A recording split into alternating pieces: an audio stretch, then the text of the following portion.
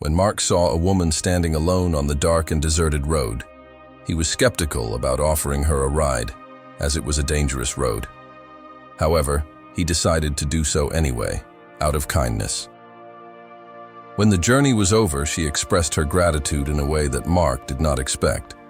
She thanked him in such a way that he was surprised. Mark had become a truck driver out of necessity, having grown up in a family that lacked parental love and care. His father constantly beat him, and his mother never had the courage to defend him. Mark was in high school when he decided he could not take it anymore and left home. While hitchhiking, he met an old truck driver who sensed that something was wrong. When he asked Mark what was the matter, he shared his story with him. Touched by Mark's story, the driver offered to help and brought him to his home, where he treated him like his own son. When Mark turned 22, he adopted him as his foster son. I advised him to find a more stable job. Before that, he had helped the old man with various errands. On the recommendation of his adoptive father, Mark got his first job as a truck driver and started his career as a long-haul trucker. A year later, he married the beautiful Lisa, and she became pregnant a few months after their wedding. The couple did not realize they were going to have 4 children until it was almost too late, which led to health complications that made Lisa unable to work. She became a housewife and helped Mark in all possible ways. In due course, she gave birth to 4 healthy children, 3 boys and a girl. Mark, who did not want to be irresponsible like his own father, increased the number of shifts at work to provide for his family. His determination to take care of them made him look for additional ways to earn money, and soon, together with a friend, he found a new job. Transporting groceries was a great way for Mark to earn more money. He wanted to use the money he earned to buy his own truck and not have to pay 40% of his earnings to the landlord. Thanks to the extra income, he could also provide for his family's needs. It sounded like a good plan. Unfortunately, things didn't go as planned. In order to increase his income and transport more goods, Mark and his friend reduced the time they slept and relaxed. This was financially beneficial, as they were paid for every hour they drove. They didn't need to spend money on hotels. One night, something tragic happened. While Mark was driving to the next delivery location, he dozed off and had a terrible accident. He woke up to find that he had been in an accident and was badly injured. The accident was tragic, but it could have been worse. Mark was lucky to survive. When another truck crashed into their vehicle, Mark instantly lost consciousness due to the impact. His friend, however, did not survive the accident. The recovery process was long and challenging, resulting in Mark losing all his savings and earning. His family, who previously lived in prosperity, found themselves in poverty. Despite this, Mark was a resilient person, and it didn't take long for him to return to work. On his first trip after the accident, something unexpected happened. He was driving alone and needed somewhere to stay for the night before he got too exhausted. Unable to afford a hotel, Mark decided to park on the side of the road and spend the night there. To get to the next rest stop, Mark had to drive along a dark and deserted road. As he was about to turn back onto the highway, he noticed a nun standing alone on the side of the road.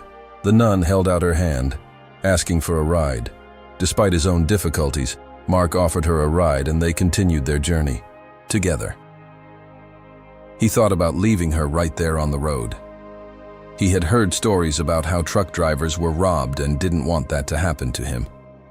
The money he had was for his family, and he didn't want to lose it.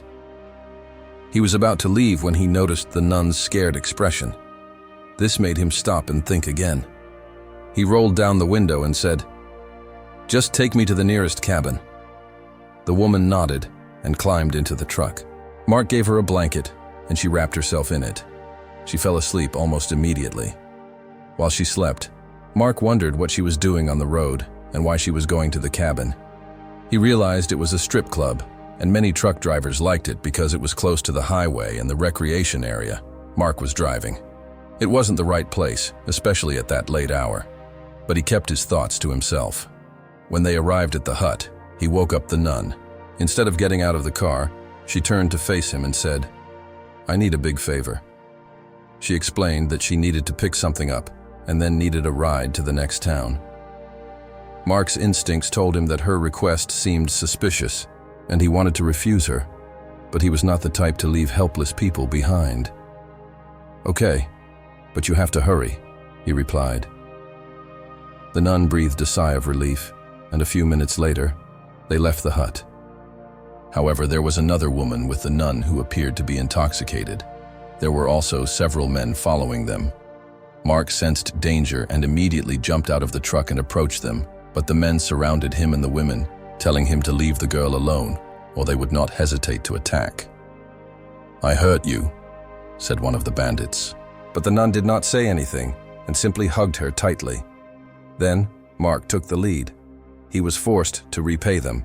With all his earnings, he paid them back. After that, the bandits left the women alone.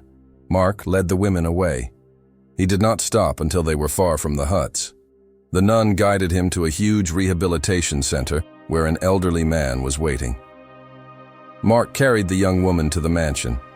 They safely handed her over to the old man. As they left, the nun stopped Mark. "I want to thank you for everything you did for me tonight," she said, putting a small postcard in his hand. "This is my lawyer's number," she added. "Call him as soon as you get home. He will give you the keys to the new truck if you need it. Please accept this gift." She later said that after her father's death, he left her all his possessions.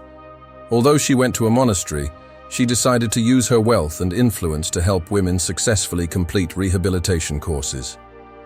The woman she picked up from the club was leading a hard life on the streets, so the nun decided to take her to a rehabilitation center. The nun said that it would not have been possible without his help. Mark thanked her profusely, but returned the postcard with the lawyer's number, saying that he had done everything selflessly and went back to his truck. He just started the engine when a nun ran up to him, holding something in her hands. It was his jacket. He took his jacket and drove away. It wasn't until he was almost home that he reached into his jacket pocket to take out the pills. He had been prescribed medication at the hospital, but instead of a pill bottle, Mark found something else. It was a large amount of cash and a note. The note read, "The world needs more people like you." The money was more than enough to feed the family for several trips.